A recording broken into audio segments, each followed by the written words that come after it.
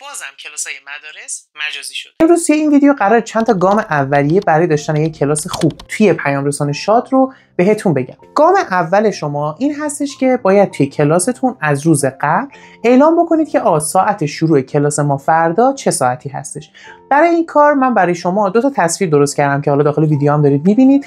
میتونید به سادگی داخل خود همون پیام رسان شاد از قسمت متن بندازید در واقع ساعت شروع رو داخلش و اون رو به اشتراک بذارید با دانش آموزانتون. مورد دوم، حضور غیاب بچه‌ها. سبک‌های مختلفی از حضور غیاب توی شاد میتونه انجام بشه. مثلا توی گفتگوی صوتی معلم اسم بچه‌ها رو بخونه و تیکشون رو بزنه، یا از اونها فعالیت و تعامل بخواد در حین در واقع گفتگوی کلاسیش، یا اینکه بیاد از نظرسنجی استفاده بکنه و 10 دقیقه اول کلاس داخل گروه نظرسنجی رو بفرسته و بعد از اینکه اون 10 دقیقه تموم شد متوقف بکنه اون نظرسنجی رو.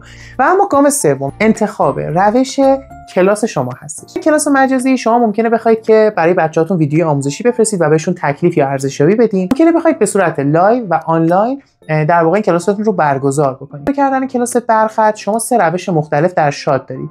روش اول همون گفتگوی صوتی است که شما صرفا با روش در واقع صدا و صوت میتونید با بچه‌تون ارتباط برقرار بکنید.